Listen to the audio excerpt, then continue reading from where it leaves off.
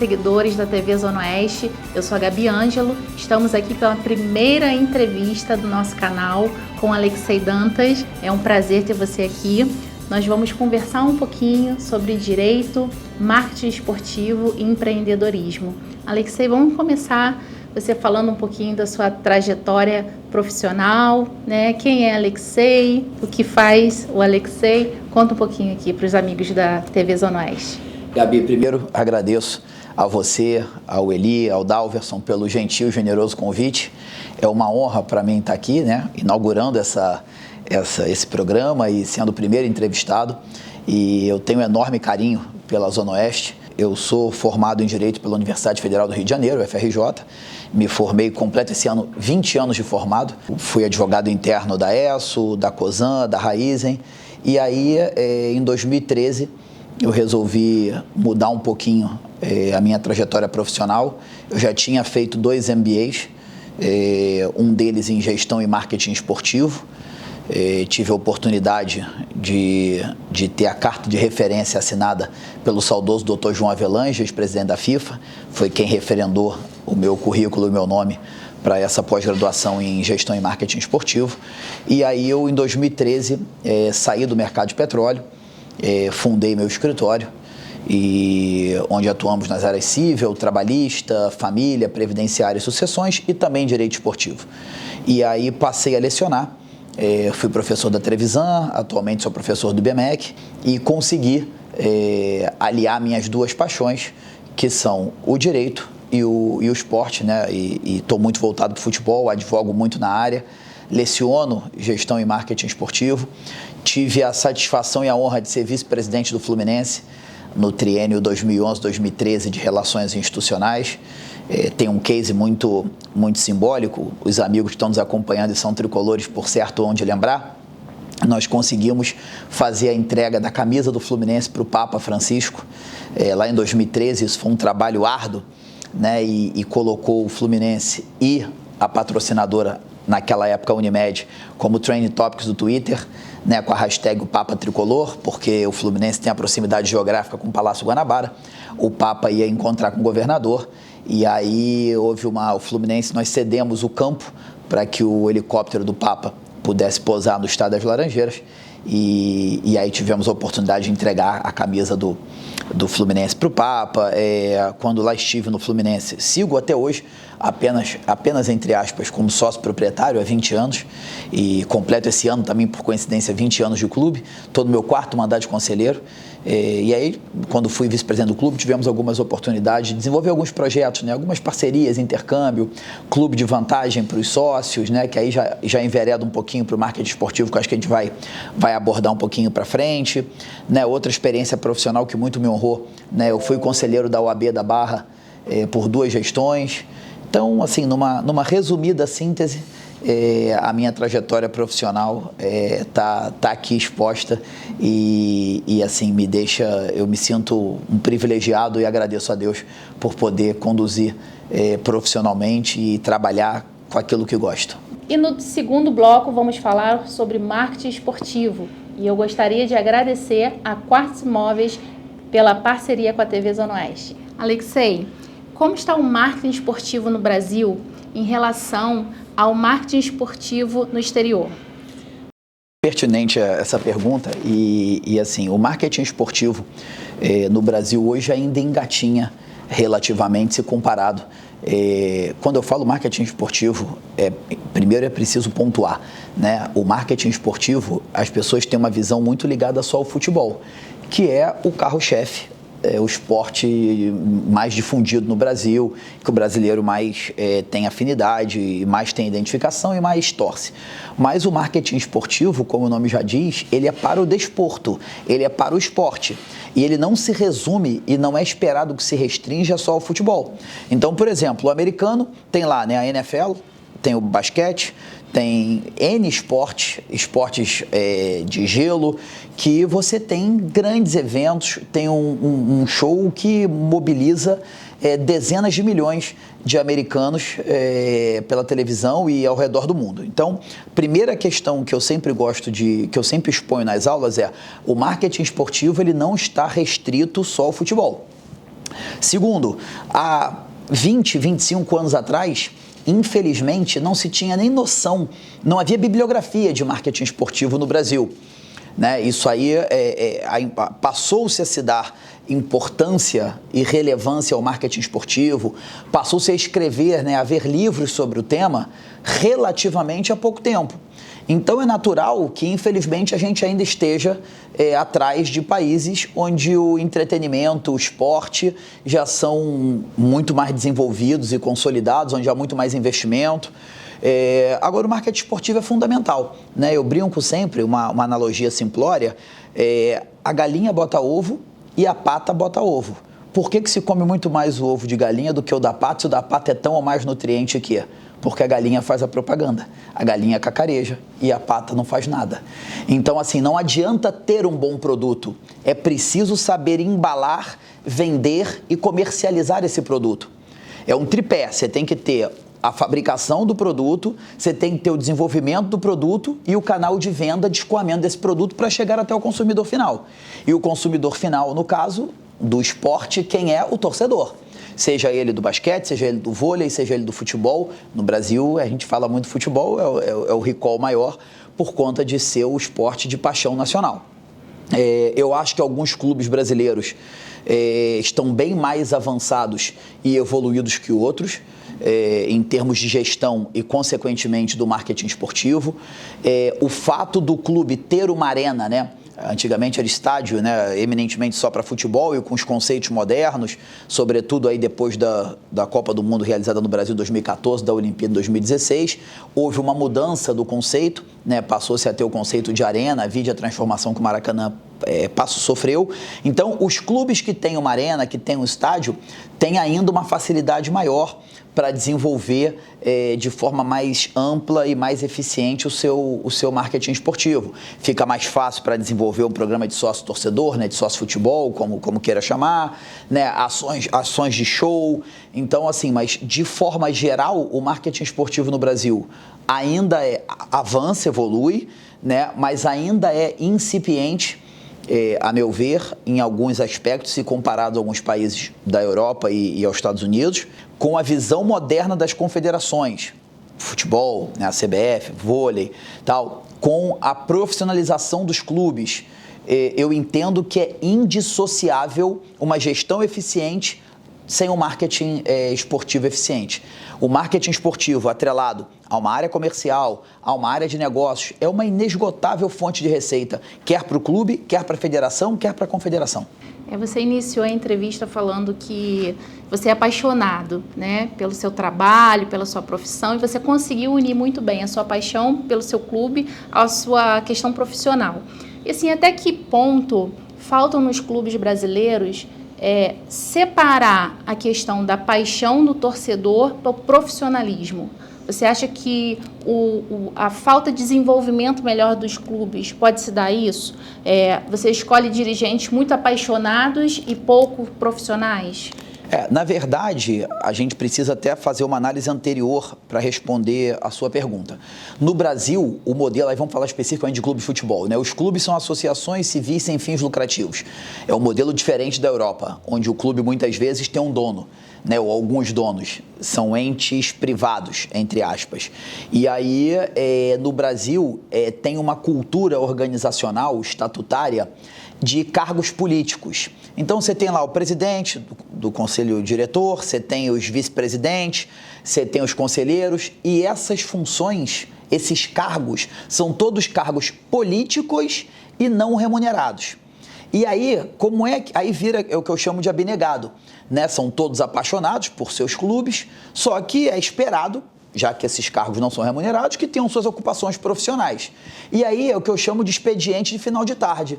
Quando eu sair, se der, eu passo lá. Não, no final do dia eu dou uma passadinha no clube para ver o que tem. Você não pode tocar uma instituição. Não vou nem pegar um Flamengo, um Corinthians, que tem faturamentos hoje orçamentos próximos de 1 bilhão, mas você pega Fluminense, Botafogo, Vasco, Cruzeiro, Atlético Mineiro, com orçamentos superiores a 200 milhões, tocados de forma amadora. Então, o que se vê, e aí eu cito alguns exemplos, posso citar, por exemplo, o Atlético Paranaense, são clubes que vêm buscando uma profissionalização. Eu sempre defendi e sigo defendendo que se busque implementar as melhores ferramentas de gestão, as melhores práticas de governança, para que os clubes sejam tratados como empresa, que tenham um orçamento fidedigno, não uma peça de ficção, que o orçamento seja respeitado, que haja um controle efetivo de contas a pagar, de contas a receber. O clube, como qualquer instituição, como qualquer família, não pode arrecadar X e gastar mais do que X, porque a conta não fecha. E, infelizmente, o que se viu ao longo dos anos, das últimas décadas, por que os clubes chegaram a esse grau de endividamento que tem hoje? Se vê dados oficiais, Botafogo devendo quase R$1 bilhão, o Cruzeiro com dívida acima de 700 milhões, numa situação desagradável de 12º lugar na Série B do Campeonato Brasileiro, um clube que há 3, 4 anos atrás foi bicampeão da Copa do Brasil. O que acontece dentro de campo, invariavelmente, é reflexo do que acontece fora dele. Há um livro que eu recomendo sempre, que chama, o título do livro é A Bola Não Entra por Acaso. Se você tem uma gestão profissional estruturada, com profissionais de destaque e gabarito, com metas estabelecidas nas mais variadas áreas do clube, a perspectiva e a chance de você ter isso dentro de campo é muito maior. Se você tiver uma estrutura, as suas chances de conquista esportiva aumentam sobremaneira. O clube tem que procurar para o RH, para o futebol, para o financeiro, para o jurídico, os melhores profissionais de mercado com experiência. E aí, por hipótese, vou citar o exemplo do Fluminense, eu sempre defendi isso. O Fluminense, quem tem que ser apaixonado, somos nós, torcedores, é o presidente. Agora, os cargos executivos remunerados profissionais, eu não quero nem saber se o sujeito é tricolor, se não é, se gosta de futebol, se não gosta. Ele tem que ser como qualquer corporação. Ele tem que ter um caderno de funções, de encargos, ele tem que ter metas pré-estabelecidas, ele tem que ter remuneração condizente com o mercado, ele tem que ter bônus se ele superar aquelas metas e ser cobrado por aquilo.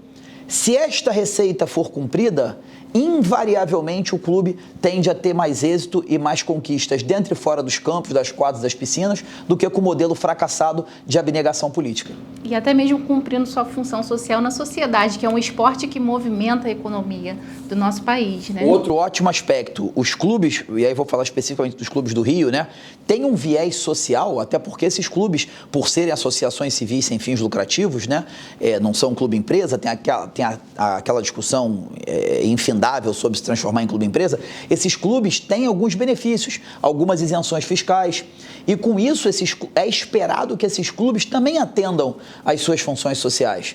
Então o Fluminense hoje, por exemplo, tem uma vice-presidência de ações governamentais. O clube tem sim, porque antes de se formar um jogador nas categorias de base, eu sempre defendi que tem que se formar um cidadão, porque se o atleta não tiver êxito na continuidade da carreira futuramente para ser um jogador, ele tem que sair do clube com uma boa formação, com uma boa cultura, para ter uma possibilidade de vencer na vida, mesmo fora dos campos. Falando de torcedores, como que você vê a volta dos jogos hoje com a presença dos torcedores após esse período de pandemia? Eu estou sentindo muita falta, como todo torcedor, né? Independente do seu clube, se é flamenguista, tricolor, vascaíno, botafoguense ou qualquer outro clube brasileiro, aliás, qualquer clube no mundo, né? Eu brinco sempre que o maior patrimônio que um clube pode ter não é o jogador A, B ou C, não é a sede, não é o estádio. O maior patrimônio do clube de futebol é você, torcedor. Você, torcedor, que no final das contas é o consumidor. É o cara que consome o produto do clube, é o cara que paga o ingresso, que compra o pay-per-view. Então eu brinco sempre que o torcedor é soberano.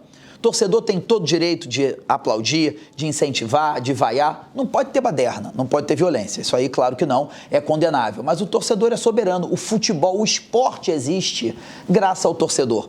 Eu brinco sempre que futebol, esporte sem público, é namoro sem beijinho, como diz a música. Fica faltando alguma coisa. Tanto é que quem for campeão brasileiro agora, claro, tem que comemorar, vai ter a sua taça, mas não vai ter a oportunidade de ter aquela imagem eternizada, como, né, todos os campeões, sejam eles de conquistas nacionais ou estaduais ou internacionais, com o estádio cheio, com uma grande festa do torcedor. Mas, por outro lado, nós temos que entender que essa paixão e essa vontade ao estádio não pode se sobrepor ao cuidado, ao respeito à vida humana, né? Então, assim, você viu como nós todos chegamos, todo mundo de máscara, estamos aqui sem máscara porque estamos cumprindo o distanciamento. Infelizmente, eu tive perda familiar com a questão do Covid, sofri isso. Então, assim, por mais que estejamos todos ansiosos, por mais que queiramos a volta do público, né? Eu acho que ainda, e eu não sou especialista na área de saúde, né? Minha formação, obviamente, é jurídica e marketing esportivo, mas eu acho que é preciso se respeitar as decisões dos comitês científicos, das autoridades, e me parece muito complicado que você vá colocar na arquibancada o torcedor, todo mundo de máscara, com distanciamento, né? Natural, na hora do gol as pessoas se abraçam. Então, assim, eu acho que ainda é preciso que se aguarde a questão da ampliação da vacinação, para que a gente possa retomar o espetáculo com o público de forma segura e para preservar as vidas, né? A situação do país é muito delicada. Primeiro que a gente tenha uma proteção das pessoas com a vacinação e depois se pense em volta do público. Diante do nosso atual cenário, motivo de comemorar, motivo de ter paixão, a gente está vivo. E em breve os torcedores já vão estar de volta aos estádios lotados, podendo se abraçar e comemorar o time campeão, né? Eu sou um otimista inveterado e eu digo sempre o seguinte, vai passar. E a gente vai poder retomar o normal, que não o novo normal, entre aspas, né?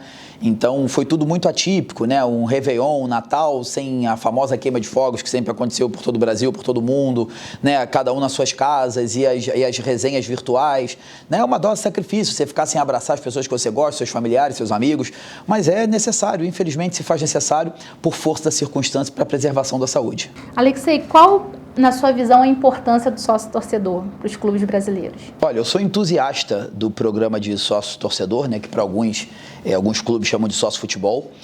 Na verdade, a gente precisa, eu gosto sempre de contextualizar o cenário, principalmente para as pessoas que estão nos acompanhando, muitas vezes não têm conhecimento do mercado ou não conhecem muito do marketing esportivo. Durante muitos anos, os clubes viveram praticamente do dinheiro da televisão. E até hoje, essa verba, essa rúbrica televisão é a principal fonte de receita de 99% dos clubes. Só que cada vez mais é preciso que os clubes busquem uma diversificação das receitas, né? Hoje, as principais receitas dos clubes, televisionamento, venda de atleta, patrocínio e os sócios.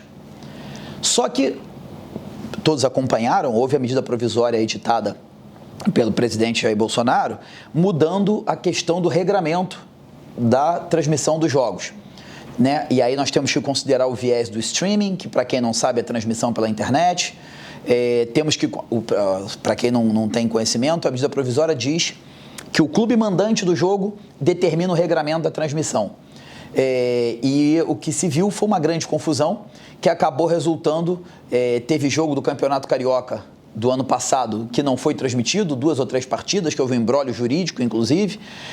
Alguns clubes, como o próprio Atlético do Paraná, que transmite os seus jogos via streaming, com os torcedores pagando, não tem a partida televisionada pela televisão aberta. Então, considerando esse cenário todo, tem que se buscar uma diversificação de receitas. E o sócio futebol, o sócio torcedor, é um viés extraordinário. Então eu vou te dizer, clubes como Flamengo, e o Flamengo até não me surpreende tanto, porque pelo potencial de torcedores que tem aí, pelas pesquisas, entre 35 e 40 milhões de torcedores, ter aí 100 mil sócios, claro que é expressivo, mas não me causa tanta estranheza, tanta surpresa. Mas Grêmio Internacional, por hipótese, há anos tem mais de 100 mil sócios adimplentes. Se nós considerarmos que há pacotes de 20, 30 reais, são relativamente acessíveis, né? Eu brinco que é menos do que uma promoção de um fast food da vida. Se você botar um ticket médio de 30 reais a 100 mil sócios, são 3 milhões de reais. Segundo dados do presidente do Fluminense, por exemplo, a folha do Fluminense gira entre 3.600 a 4 milhões. Ou seja, a arrecadação de Grêmio e Inter com o sócio torcedor já é quase o que o Fluminense tem de custeio de folha. Então dá para você, em termos práticos, mensurar a relevância de um programa de sócio-torcedor. Agora, evidentemente, como tudo na vida, é preciso que haja expertise, know-how para saber fazer. Não adianta lançar um programa de sócio-futebol que não seja atraente. O torcedor faz conta. Então é preciso que haja um equilíbrio entre preço, a precificação é um dos itens do sucesso ou do fracasso de um programa, e as recompensas. O torcedor pensa, se eu pagar X reais, o que eu vou ter de recompensa? Quais são meus benefícios? E os benefícios eles podem ser diretos e indiretos. Então ele pode ter, por exemplo, dependendo do quanto que ele paga, isenção parcial ou total do valor do ingresso. Pode ter um programa de isenção de ingresso de 50% ou de 100%. Pode ter o que eu chamo de clube de vantagens, que foi o que eu criei lá atrás no Fluminense, que é, por hipótese, o clube X tem convênio com a concessionária ou com a montadora Y, com o restaurante X, e o sócio daquela agremiação, ao apresentar a sua carteirinha, tem desconto num restaurante, num serviço, numa pet shop, na compra de um carro. E aí o torcedor ele passa a ter noção de que o benefício que ele tem não é só para ele ir ao estádio, mas também na compra de produto oficial do clube, na compra de produtos com parceiros, na contratação de serviços. Então eu diria que o clube hoje que não investe num programa de sócio-futebol eficaz, atraente, ele está na contramão da história e está abrindo mão de uma receita muito importante e que pode ser um diferencial para ele ter mais recursos e assim, consequentemente, formar um time mais competitivo. Eu não deixaria de prestar atenção nessa dica, hein? Em relação à importância à tecnologia no futebol. Olha, a tecnologia, ela hoje é uma ferramenta presente no nosso cotidiano, na nossa vida, em todos os segmentos, né? Se nós pararmos para pensar, outro dia eu estava conversando isso com meus sócios, há 20 anos atrás, 25 anos atrás, você estava na rua, você dependia de um orelhão para falar com alguém, né? Hoje, na palma da mão, com o smartphone, por mais simples que seja, numa rede Wi-Fi, você, né, recebe mensagem, manda e-mail, compra ingresso, assiste televisão. Hoje a tecnologia está presente no futebol, no que a gente chama de departamento de scout.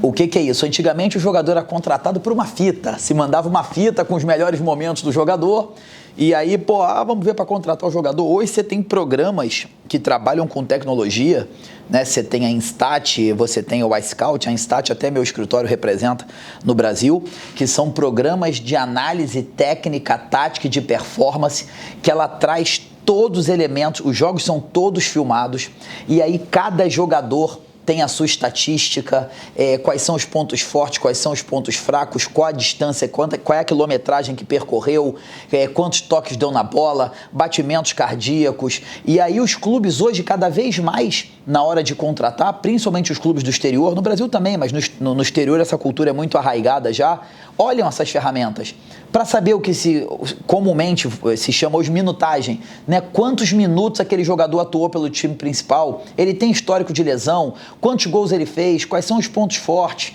Então isso é uma ferramenta hoje imprescindível, né? Porque quanto mais informação você tem, maior é a tua assertividade e, consequentemente, menor é o teu índice de erro. A tua margem de erro numa contratação, ela se reduz muito. E hoje, a venda de atletas, e aí a gente faz o link com a sua pergunta anterior, muito oportuna, a venda de atleta é outro viés de outra fonte de receita muito considerável dos clubes, né? Principalmente os clubes que têm mais dificuldade financeira, né? Então, um clube que está mais estruturado, tem mais robustez financeira, como o Flamengo, ele tem uma dificuldade menor de fluxo de caixa. Então, consequentemente, ele precisa vender menos jogador e pode esperar para vender com preço melhor. Os clubes que estão mais estrangulados financeiramente, é oferta e procura, né? Tem uma demanda, uma urgência maior de fazer caixa, de fazer recurso, e aí são obrigados a vender os jogadores muito precocemente, muito baratos, né? Se considerarmos o potencial que aquele atleta poderia render, você vê que tem atletas hoje que são vendidos e nem chegam à equipe profissional, né? O ideal é que os clubes consigam ter uma solidez e uma estrutura financeira. E aí vai lá naquela pergunta atrás que você fez da importância de se tratar um clube de futebol como uma empresa profissional, com as melhores práticas de governança, com profissionalismo, porque na medida que você dá solidez financeira, você tem uma chance maior do atleta render esportivamente, ou seja, atuar pela equipe principal e dar resultado, dar vitórias e títulos ao clube e também ser vendido por um preço maior. Porque se você queima, como a gente fala vulgarmente no futebol, o menino muito precocemente, Ele não teve nem chance de mostrar o seu talento na sua plenitude na equipe profissional. E aí você vende por um preço muito aquém daquilo que poderia. Então, assim, a tecnologia hoje ela é indispensável. Nos aplicativos dos clubes, na compra de ingresso, na marcação de ingresso para o sócio futebol, na questão do scout, é uma ferramenta importantíssima. E chegamos ao último bloco dessa entrevista maravilhosa com Alexei Dantas. Agora nós vamos falar um pouquinho sobre empreendedorismo. Nós acabamos de passar o ano de 2020 muito difícil para os empresários devido a essa pandemia. Muitas empresas fecharam. Alexei, como foi para você passar esse ano de 2020? Teve muita dificuldade ou você teve uma visão? Conseguiu enfrentar bem? Como foi? Eu digo o seguinte, o ano de 2020 foi o ano que não existiu. Né, em termos práticos, foi muito doloroso e sofrido. Como eu falei, acho que no segundo bloco, né, a humanidade nunca tinha imaginado viver um momento desse. Né? Repito, nem na Segunda Guerra Mundial, nem no atentado de 11 de setembro, gerou-se uma repercussão e prejuízos tamanhos como essa questão da pandemia do novo coronavírus, não só pelas vidas que foram ceifadas, né? Já passamos da casa de 1 milhão de mortos ao redor do mundo desde março do ano passado, mas as consequências e os efeitos em cascata da pandemia, né? Então, o mundo parou por 90 ou 100, 120 dias, lockdown na maior parte dos lugares, né? As empresas, muitas quebrando, alguns segmentos, obviamente, sofreram mais do que os outros. Então, o segmento de eventos, por exemplo, uma coisa caótica. E conosco não foi diferente, né? Tanto no escritório quanto na G7, onde sou diretor jurídico, nós tivemos muita dificuldade, evidentemente, né? E aí vou falar especificamente da área jurídica. O Poder Judiciário também ficou parado, como tudo, né? Até hoje, as audiências não voltaram a ser presenciais ainda. Quem acompanha em casa e tem algum processo, as audiências hoje ou elas são virtuais, né? Nós advogados, as partes, o magistrado, ou elas nem acontecem, nem virtuais nem presenciais. O juiz muitas vezes pergunta se as partes estão de acordo com o que a gente chama tecnicamente de julgamento antecipado e o processo vai à prolatação da sentença sem nenhuma audiência. Houve o auxílio emergencial, que me pareceu uma medida muito acertada, principalmente para as pessoas de mais baixa renda, né, que realmente não tinham como sobreviver, aquilo era para subsistência efetivamente. Eu até defendo, né, sem nenhum tipo de demagogia, claro que a economia é importante, mas nesse momento o que eu estou mais preocupado, como desde o início da pandemia, é salvar vidas e proteger as pessoas e que as pessoas tenham condição de sustentar suas famílias dignamente. Expectativa para 2021? De novo, eu acho que a gente, ainda que o Brasil, infelizmente no Brasil, as pessoas tendem a politizar tudo, né? Eu postei na minha rede social outro dia, eu não quero saber se é direita, se é esquerda, se é centro, eu quero saber de uma vacina eficaz, aprovada com celeridade, com um plano de vacinação eficiente que permita a população brasileira, no menor espaço de tempo, retomar a sua vida, a sua rotina profissional, pessoal. Então, a minha expectativa é que a gente, que haja um entendimento dos 3 níveis de governo, né, dos governos dos municípios, dos governos estaduais e do governo federal, para que a gente tenha uma massificação da campanha de vacinação, para que no menor espaço de tempo a gente consiga ter aí já pelo menos 60%, 70% da população vacinada, que a gente continue se cuidando enquanto isso, que as autoridades competentes alertam que mesmo quem está vacinado, todos deveremos continuar usando máscara, álcool gel, essa coisa toda, mas a minha visão é de otimismo. Eu acho que um recado que foi deixado em 2020 é que, assim como no futebol, na vida, a gente precisa deixar o estrelismo de lado e viver mais em cooperação, né? Eu gostaria de finalizar aqui a nossa entrevista, chegamos ao fim, né? Estava muito bom. E eu gostaria de pedir que você deixe uma mensagem de força e otimismo para quem está nos assistindo. Eu acho que a humanidade as pessoas minimamente com bom senso e razoáveis precisam parar, refletir, analisar e tirar uma lição desse vírus, da pandemia, para que tenham mais respeito ao próximo, mais espírito de cooperação, de solidariedade, de respeito ao próximo, de amor ao próximo. Né? A gente não ganha nada sendo prepotente, a gente não vale pelo que a gente tem, a gente vale pelo que a gente é. E aquela frase clichê de que juntos somos mais fortes, ela nunca foi tão aplicada. Então, queria agradecer em especial ao público daqui da Zona Oeste, repito, tenho muitos amigos aqui, muitos clientes aqui, Campo Grande, Bangu, Realengo. Deixar meu contato para quem quiser me seguir. Meu Instagram, @AlexeiDantas, Alexei, ALEXAY, Dantas, DANTAS, @AlexeiDantas. E meu WhatsApp para quem quiser alguma consulta jurídica do marketing esportivo, DDD 21 9999 57123. Grande abraço a todos, obrigado pela audiência qualificada.